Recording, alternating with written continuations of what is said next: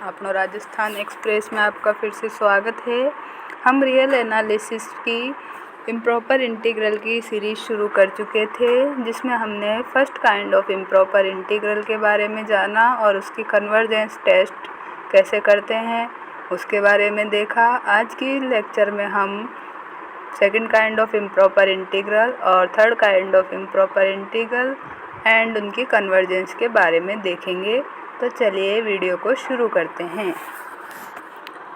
तो जैसा कि मैंने आपको पहले भी बताया था कि second kind of improper integral क्या होता है, तो इसमें होता है जो हमारा इंटीग्रल है, integral a to b f(x) dx। ये improper integral of second kind कब कहलाएगा?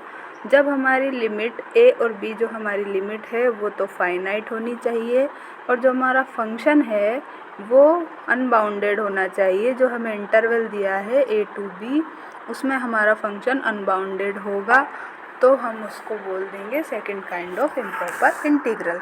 तो इसके एग्जाम्पल देखते हैं। फर्स्ट एग्जाम्पल है हमारा 1/x² dx और लिमिट है हमारी 0 to 1।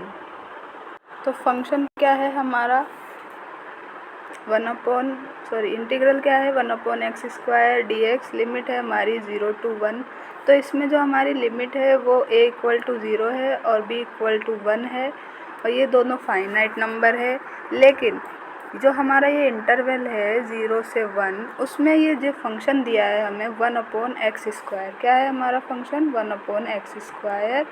ये हम अगर इसमें x = 0 पुट कर देंगे तो क्या हो जाएगा 1/0 और 1/0 टेंड्स टू क्या होता है, इन्फिनिटी होता है। तो क्या हो जाएगा हमारा जो फंक्शन है वो x = 0 पे इनफाइनाइट डिसकंटिन्यूटी रखेगा और फंक्शन हमारा अनबाउंडेड हो जाएगा। इसलिए ये second kind of improper integral के अंदर आएगा। तो अब देखते हैं हम इसकी कन्वर्जेंस कैसे चेक करते हैं। तो उसके लिए इसमें हमारा फर्स्ट काइंड है, जब हमारी a है जो हमारी a लिमिट है वो अगर पॉइंट ऑफ इनफाइनाइट डिसकंटिन्यूटी रखे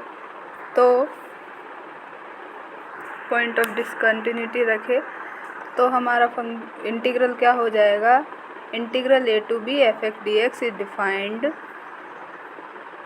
equal to limit epsilon tends to 0 plus integral of a plus epsilon से b f(x) dx। तो हमने यहाँ पे क्या किया, यदि a पॉइंट पे हमें क्या मिल रहा है, point of discontinuity, infinite discontinuity मिल रही है, तो हमने क्या किया, जो हमारी a लिमिट थी उसमें एप्सिलॉन ऐड कर दिया और एप्सिलॉन टेंड्स टू क्या कर दिया, 0 प्लस कर दिया। तो हम इसकी कन्वर्जेंस, इसको ऐसे चेंज करके इसकी कन्वर्जेंस चेक करेंगे। यदि इस वैल्यू जो ये है इसकी वैल्यू अगर फाइनाइट आती है और एग्जिस्ट करती है तो हम क्या बोल देंगे कि ये इम्प्रॉपर इंटीग्रल क्या है, कन्वर्जेंस है। और अगर ये फाइनाइट नहीं आती है, जैसे इनफाइनाइट आ जाती है, तो हम क्या बोल देंगे कि ये जो है वो इंटीग्रल क्या है, डाइवर्जेंट है।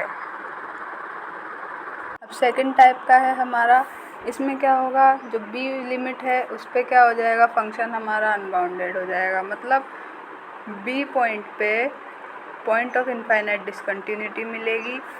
तो हम इसे कैसे चेंज करेंगे, जैसे फर्स्ट वाले में हमने क्या किया था, a प्लस एप्सिलॉन किया था a की जगह। अब यहाँ पे क्या करेंगे हम, यहाँ पे हम करेंगे जो हमारी b लिमिट है उसको क्या कर देंगे, b माइनस एप्सिलॉन कर देंगे और क्या कर देंगे, f(x) dx हो जाएगा और लिमिट हमारी कहाँ से हो जाएगी, लिमिट हो जाएगी हमारी एप्सिलॉन टेंड टू 0 माइनस। तो ये हमारा हो जाएगा।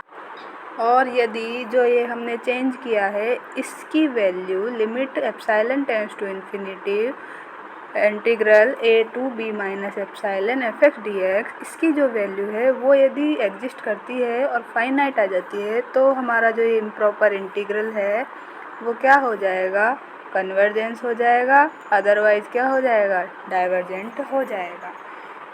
इसी तरह से थर्ड केस देखते हैं। उसमें क्या होगा, a और b, जो a और b है दोनों पॉइंट पे क्या होगा, हमें क्या मिलेगी, पॉइंट ऑफ इनफाइनाइट डिसकंटिन्यूटी मिलेगी। मतलब हमारा फंक्शन क्या हो जाएगा, अनबाउंडेड हो जाएगा। उसको हम कैसे चेंज करेंगे, तो उसके लिए हम फर्स्ट और सेकंड जो था हमारा उन दोनों को मिला के लिखेंगे।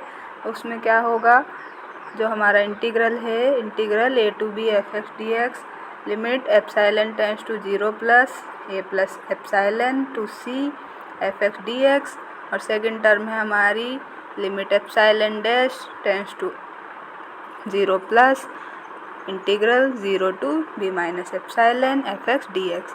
यदि ये दोनों अलग अलग जो है हमारे, इन दोनों का सम करने पे कोई फाइनाइट वैल्यू आएगी, तो हम बोल देंगे कि हमारा जो इंटीग्रल है वो क्या है, कन्वर्जेंस है, अदरवाइज डाइवर्जेंट है। जो हमने ये सी पॉइंट लिया है, सॉरी फ्रेंड्स यहाँ पर सी आएगा, एक ही जगह पे यहाँ पे सी आएगा। तो जो हमने ये जो सी पॉइंट लिया है वो क्या है, जो हमारा इंटरवल है a to b, उसके बीच में कोई पॉइंट हम सी ले लेंगे, तो उसमें हमने ये लिमिट को ब्रेक किया है और हमने लिमिट लगा दी है। तो इनकी वैल्यू हम चेक करेंगे कि कन्वर्जेंट है या डाइवर्जेंट है। यही यहाँ पर दिखाया गया है कि जो हमारा इम्प्रॉपर इंटीग्रल है a to b f(x) dx वो कन्वर्जेंस कब होगा, जब both limit epsilon tends to 0 plus a plus epsilon से f(x) dx, और जो सेकंड है हमारा limit epsilon tends to 0 plus a to b minus epsilon, वो हमारा क्या होगा, एग्जिस्ट करेगा और फाइनाइट होगा। यहाँ भी सी आएगा फ्रेंड्स, एक ही जगह पे फाइनाइट होगा, एग्जिस्ट करेगा तो क्या होगा, कन्वर्जेंट होगा, अदरवाइज डाइवर्जेंट होगा। और इसने यहाँ पर दिखाया है कि हमने a to b जो लिमिट थी उसको कोई सी पॉइंट लिया है a to b के बीच में, उसमें ब्रेक करके लिख सकते हैं integration of a to c f(x) dx plus c to b f(x) dx। अब हम देखते हैं third kind of improper integral के बारे में। इसमें क्या होता है, इसमें होता है जो हमारा फर्स्ट काइंड और सेकंड काइंड था उन दोनों का मिक्स कर देंगे तो हमारा third kind of improper integral आ जाएगा। तो देखते हैं एक बार, the definite integral a to b f(x) dx is said to be an improper integral of third kind if the integrand function f unbounded और a और b both are infinite and f is also unbounded on interval a to b। तो ये क्या हो जाएगा, हमारा third kind of improper integral हो जाएगा। मतलब हमारी लिमिट है जो a और b, वो या तो दोनों इनफाइनाइट हो सकती है या फिर उनमें से कोई एक इनफाइनाइट हो, और जो फंक्शन है हमारा वो भी हमारे जो इंटरवल दिया गया है उस पर क्या होना चाहिए, अनबाउंडेड होना चाहिए। तो वो क्या हो जाएगा, वो थर्ड काइंड का इम्प्रॉपर इंटीग्रल हो जाएगा। अब इसका एग्जांपल देख लेते हैं। इसका एग्जांपल यहाँ दिया गया है 0 to infinite e⁻⁻x upon root x dx, और सेकंड एग्जांपल दिया है हमारा 1 to infinity dx upon x minus 1 का होल स्क्वायर। यहाँ पे अगर हम x इक्वल टू 1 पुट करेंगे तो ये क्या हो जाएगा, हमारा हो जाएगा यहाँ पर फंक्शन अनबाउंडेड हो जाएगा, और हमारे यहाँ पर एक जो लिमिट है b इक्वल टू इनफाइनाइट दी गई है, फंक्शन हमारा अनबाउंडेड हो गया, तो दोनों प्रॉपर्टी सेटिस्फाई हो गई। तो ये क्या हो गया, third kind of improper integral का एग्जांपल हो गया। अब हम देखते हैं नेक्स्ट है कंपैरिजन टेस्ट। तो कंपैरिजन टेस्ट में क्या बताया गया है कि जो हमारा हम दो इम्प्रॉपर इंटीग्रल है यहाँ पर, limit a to b f(x) dx और limit integral of a to b gx dx, दो इम्प्रॉपर इंटीग्रल है जहाँ पे f और g हमारे ओनली पॉइंट ऑफ डिसकंटिन्यूटी है, किस पर, x equal to a point पे, और f और g क्या होने चाहिए, हमारे दो नॉन नेगेटिव फंक्शंस हैं, और f(x) is greater than equal to gx होना चाहिए। किसके लिए, हमारा जो इंटरवल है x belongs to a b के लिए। देन क्या होना चाहिए, ये तीनों सेटिस्फाई करनी चाहिए। तो हम उसका कन्वर्जेंट डाइवर्जेंट के बारे में बता सकते हैं। यदि ये है तो हम क्या बोलेंगे, जो हमारा इंटीग्रल है f(x) dx वो कन्वर्ज करेगा यदि जो ये gx dx है वो भी कन्वर्ज करे। मतलब ये जो बड़ी वाली सीरीज़ है वो यदि कन्वर्ज करेगी तो ये छोटी वाली सीरीज़ भी क्या कर देगी, सॉरी ये वाला जो इंटीग्रल है वो अगर कन्वर्ज करेगा तो ये बड़ा वाला भी क्या कर देगा, कन्वर्ज कर देगा। और सेकंड में बताया गया है कि ये जो है हमारा fx dx यदि ये डाइवर्ज करेगा तो क्या हो जाएगा, ये gx dx वाला भी हमारा डाइवर्ज कर जाएगा। तो यहाँ हमने क्या क्या पढ़ा आज हमने second kind of improper integral, third kind improper integral, उनका कन्वर्जेंस टेस्ट, कंपैरिजन टेस्ट, ये सब हमने यहाँ पे देखा।